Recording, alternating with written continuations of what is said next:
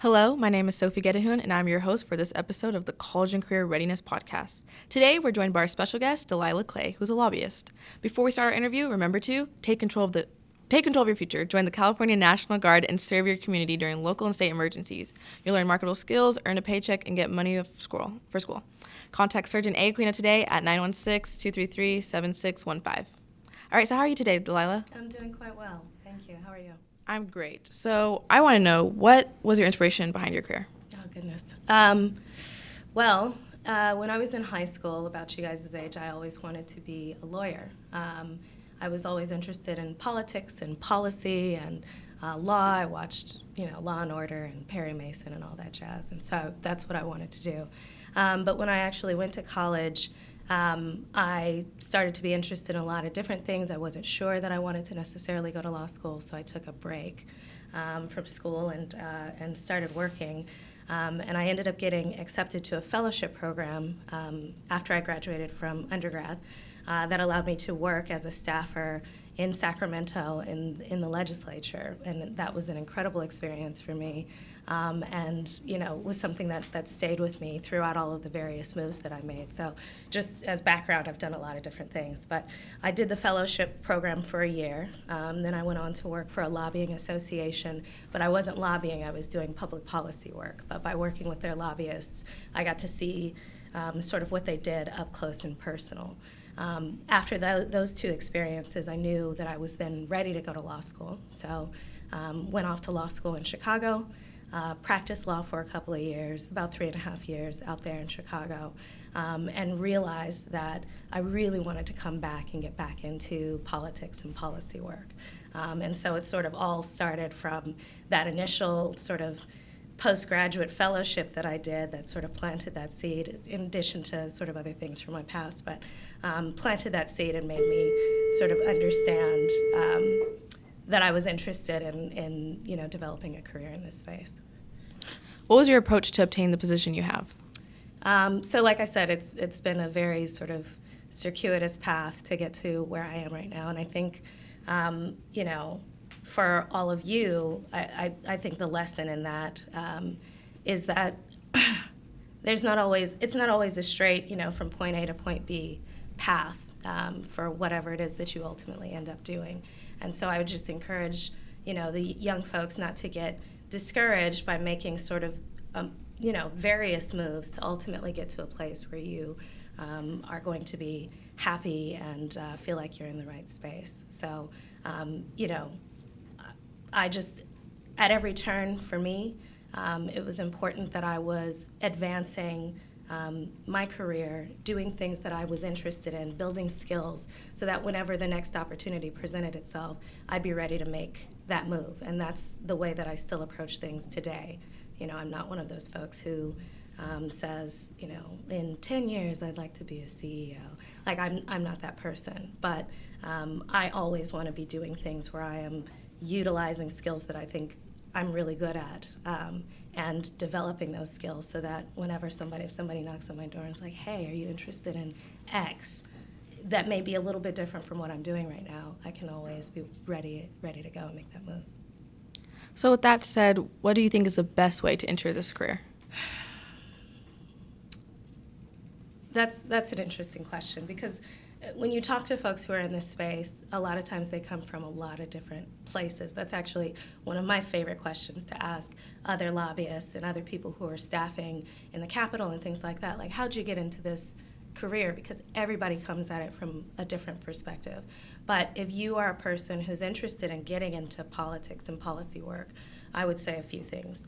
One, especially at your age, get active now. And it may be through volunteer organizations, or political groups. If you're involved in like the Sacramento Young Democrats or something like that, get involved civically, because that will allow you to make connections, to understand the city where you live and sort of the sort of interesting touch points and policy issues that are kind of out there in the landscape. So that's one, get involved, get active. Two, I would say, keep your eyes peeled for opportunities. Like I said, I got into politics in Sacramento through a fellowship program in the Capitol. There are a number of different programs, not just the one. The one that I went through was through Sac State. But I know the UCs run a program, USC has a program, and then there are also programs for high school students to be able to do internships. So if you're interested in politics, whether it be in Sacramento or even in DC, look for opportunities to sort of get your foot in the door through internships or connections you may have to some, your Congress member and you want to work in their office. Get your foot in the door that way. And once you do that, it really expands your pool of opportunities. That's amazing. So what obstacles have you faced throughout your journey in becoming a lobbyist, and is there any obstacles you've known other lobbyists face? I think the biggest obstacle, I guess, is real life. I think that, as you guys get older and you all are, most of you are seniors, some of you who are listening may be a little bit younger, but once you leave high school, really everything is up to you, right? Like up to this point, you've had to, by law, you have to be in school, you have parents, you have people that are telling you generally sort of where to be and what to be doing. And once you leave high school, it's really wide open for you. And with that wide open space, it's awesome. You get a lot more freedom, and that's incredible. But it also leaves a lot more space for sort of life to happen to you. And so I would say that, one of the most important things in terms of building whatever your career is just trying to stay focused and make sure that as you're out there living your lives and developing and growing up and becoming young women or young men, that you're trying to stay focused on whatever it is that your career objective is. So getting through school and making sure that your GPA is high enough so that if you're interested in, going to grad school afterwards, that you're competitive. Still live your life. I mean, I had a great time in undergrad, but I remembered, okay, if I want to go to law school, I have to have a certain type of GPA to be competitive. So I have to make sure to get my work done in addition to having a social life and things like that. So I think that's a pretty big obstacle.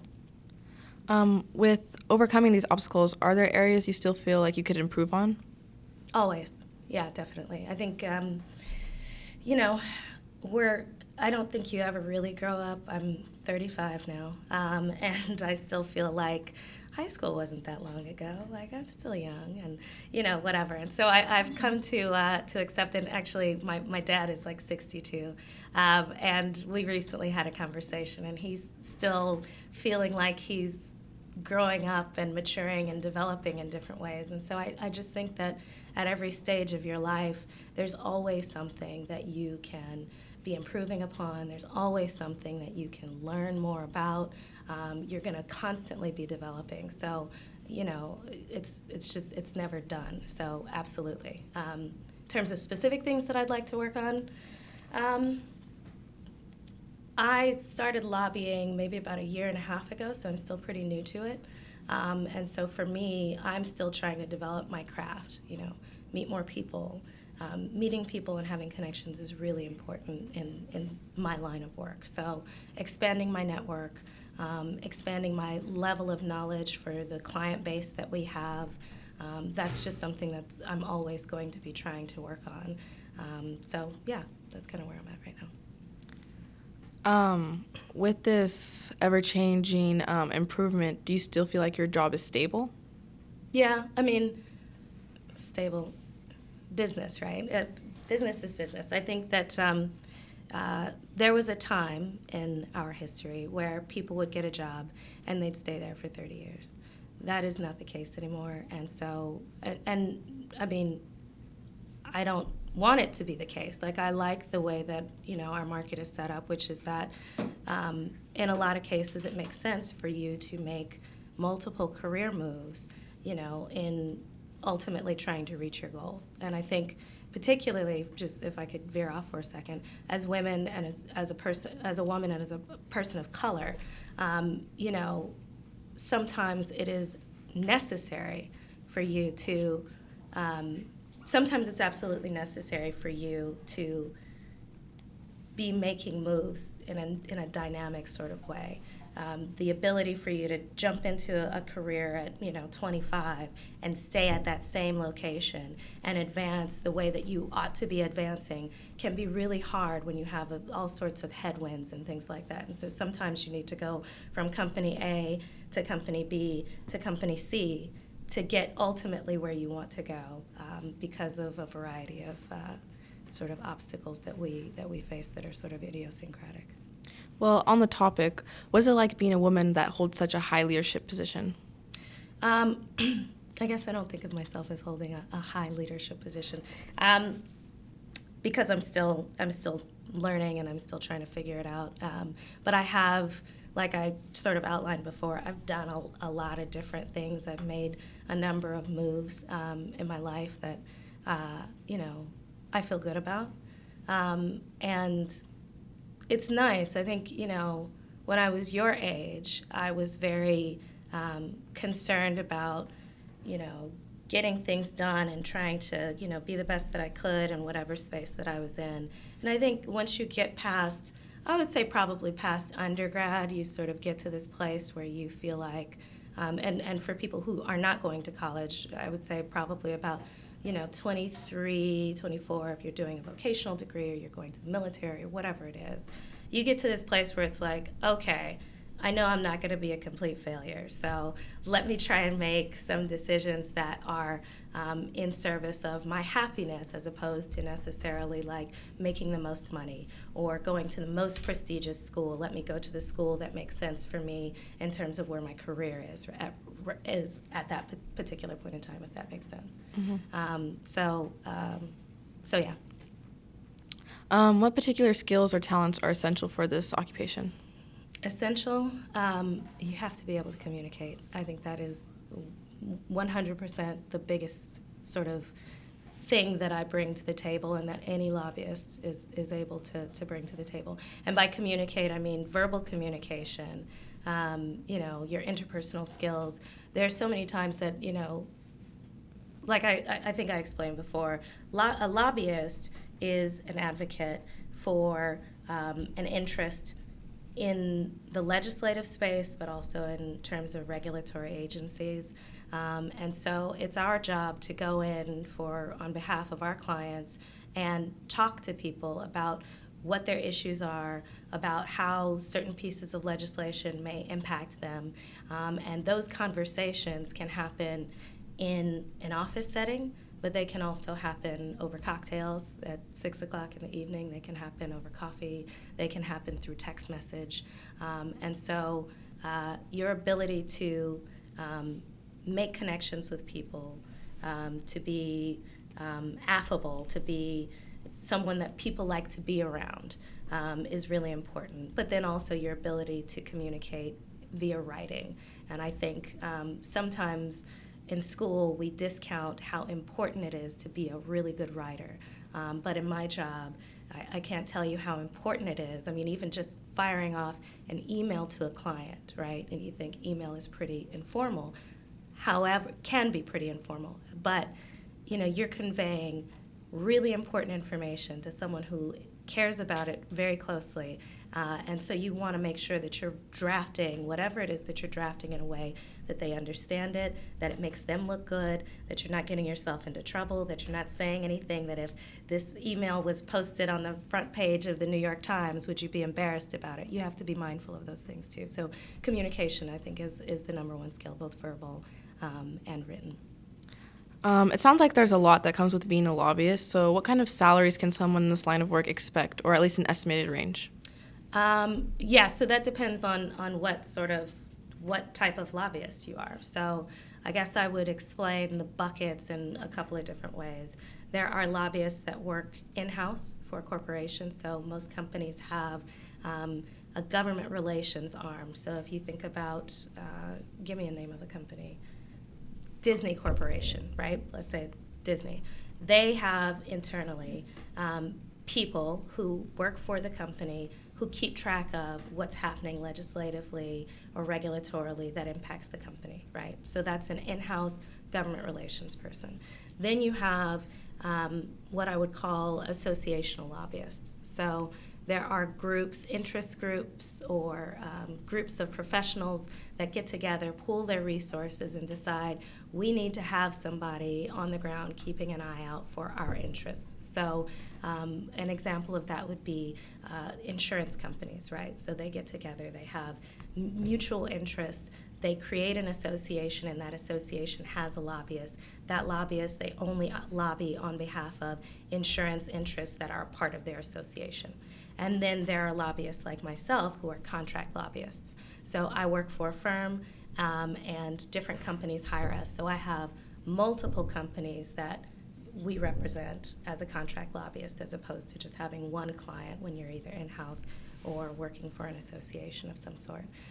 In terms of salaries, they can vary pretty broadly, because sometimes with doing like associational lobbying, sometimes you're working for charity organizations or nonprofits, or groups that don't necessarily, that have good aims and are really important, but don't have a bunch of money, like let's say Disney Corporation, to be able to pay their lobbyists. So it can vary pretty broadly, but I would say anywhere from between $65,000 a year all the way up to I don't know, a couple $100,000. It can be more than that if some people start their own lobbying practice, they're partners in their firms, and so they get, there's an opportunity for even more money. Some people in this space are millionaires. So it's really, really broad. It depends on sort of what sector of lobbying you're in and how far you can go in this space. What core values do you have that motivate you to continue being a lobbyist? Core values. I would say that they're more interests than values. I am incredibly interested in government and how government operates and how important government is in all of our lives. And so, I'm kind of a nerd in that regard. Like, it's interesting to me to watch committee hearings and listen to members debate healthcare, for instance, or debate a policy around criminal justice reform or whatever, because at the most fundamental level, we're thinking about how people organize themselves and how we make decisions as communities. And that's just, it's interesting to me that we sort of, as individuals, give over our faith to these organizations to make decisions on our behalf and how that works. So interest in government, I have an incredible respect for democracy and for the way that our system is set up, sort of the tripart, judiciary, executive, and legislative branches. I'm just kind of a government dork, so. On any note, do you have any advice for any future lobbyists listening? I would say get some life experience. I think that in any space, I don't care what you're doing, if you want to be a lawyer and all you do is like read legal blogs and you go straight through from undergrad to law school and you go and you work at a firm, you're going to be missing some perspective. So, and particularly in the lobbying space, because like I said, government impacts every area of our lives. And so I think it's really useful when people come into this space having had some experience. So for me personally, I like that I have spent some time working, for a policy group that dealt with healthcare. I went off and practiced law on behalf of large corporations, and so I understand how corporations are constructed, what they think about. I understand, litigation costs for them. That kind of stuff is really interesting and important. And now that I come to the policy-making space, I'm able to sort of pull all of that stuff together and be able to say, okay, well, this bill might have these potential impacts. I've seen what litigation does in this space. I know that this is an issue. Highlight that for my client. So if you're interested in policy, I would say don't just focus on the one policy area that you're interested in. I'd say reach out and learn a lot about a lot of different subject matters because it becomes helpful. All right, there you have it. Thank you, Ms. Clay. Thank you.